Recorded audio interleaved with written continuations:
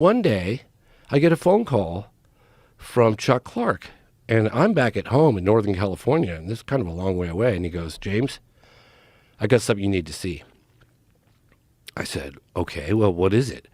I can't tell you, but your jaw's going to hit the floor when you see it. I was like, that good? He goes, oh yeah, that good. I said, I'm canceling all my plans, jumped in my car, and I drove straight through to Rachel, Nevada. I get to his house. This must have been, I'm going to guesstimate 95, 94, 95. Get to his house, and he's got a double wide right near the little alien. And he pops in this VHS tape. I was like, and it was like two guys on the quintessential road trip just to Area 50, the surrounding areas, Rachel and the extraterrestrial lonely highway, and they're goofing off the alien, taking videos of each other, just the typical road trip out to Area 51, right? Blair Witch Project. Totally. And then they're goofing off next to the photographs of the alien in the crash disc, and then they're inside the little alien, and I'm like, okay, where's this going? Then all of a sudden, and I saw this with my own eyes, all of a sudden, the car's parked, and it's parked out by the black mailbox in the desert, and it's dusk. The camera is on the armrest between the two seats, and it's slightly cocked, like it's not level. And it's filming the dashboard and the screen, the windshield. And there's two guys in there sounding like, you can't see them, sounding like they're trying to crawl under the seats. I mean, they're freaking out. And then one of them goes, it's over the top of us. It's over the top of us. And I'm like, damn, what is this video? Like, what am I, Then all of a sudden, the car lights up on the inside. But the source of light is above it. Like if you can imagine, I've never seen anything like this. If you could put a pendulum with a light source above a vehicle, like above the car, like this, but very slow and fluid motion, like rocking back and forth, the shadows and the lights on the inside of the car are doing this really eerily. You've never seen anything like it. I'm looking like, my God, what is going on?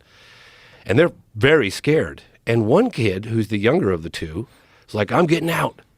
I'm getting out of the car. Stay in the car. It's over the top. But stay in the fucking car. He goes, no, I'm getting out. And he gets out. And he videotapes a disc that was so low you could have hit it with a rock. And I'm looking at this thing, and I'm like, that's what all the witnesses have tried to describe. That's like, if you could imagine the skin on the craft glowing like phosphorus on a beach, that's what it looked like. Like the skin was alive. And it had like a yellowy orange color to it. But you could clearly see it was a disc. I mean, it was not an orb. It was a disc. But the metal lit up like it was alive. I'd never seen anything like it. And it just wobbled like it was unstable, like doing this. And the camera guy goes, oh my God. And then something about the batteries, and then boom, it shuts off. I looked over at Chuck Clark. I said, this is the video everyone's been waiting for. Unbelievable. How do you know this is real? Because if it's not real, all my BS meters are going off right now. Dude, fair enough. I get it. Fair enough. I saw this video with my own eyes. Of course. Yeah. It's a video, though. It's a video, for sure. No question about it. No, they make fake videos. Absolutely. It was 1995, and they could have. But why wouldn't... 1995 is harder. Yeah, but why? It's never been released to the public. Why would you create a fake video? What year did you see it? I saw it like 95.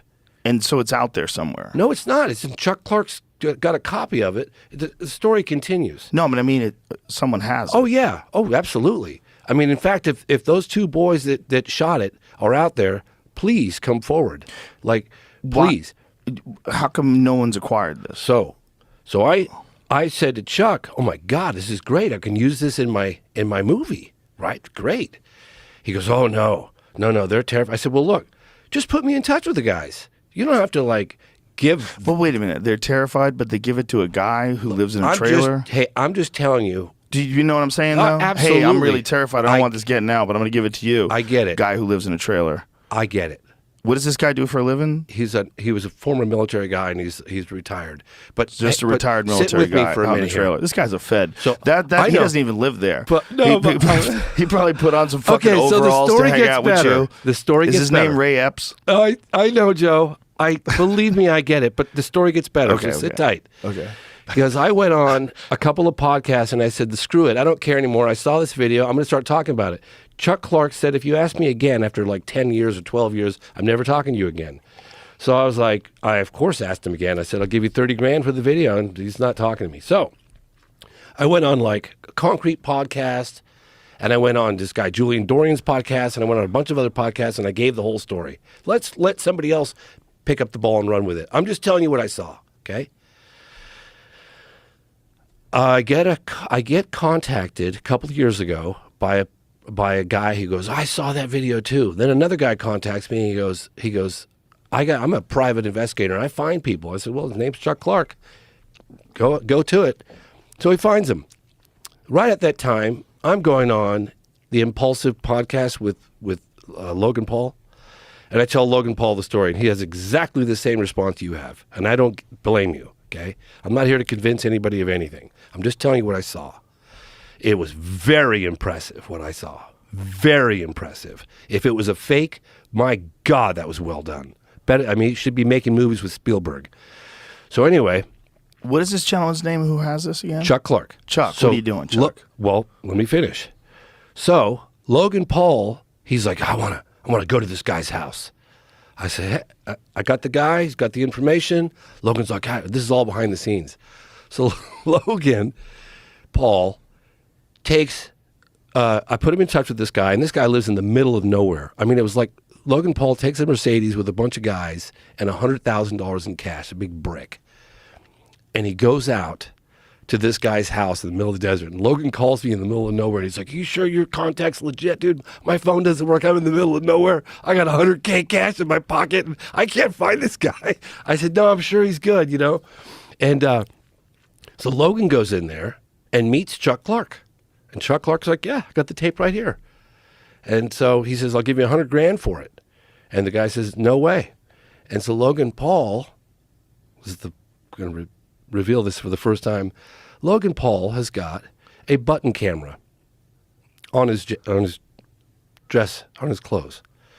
So Logan Paul's like, all right, well, this guy doesn't want to, he's going to die with it. So let's get this thing on camera. So Logan's like, well, let me see it at least.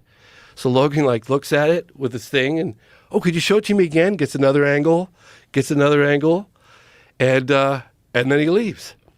So Logan's like, I don't know if I want to go public.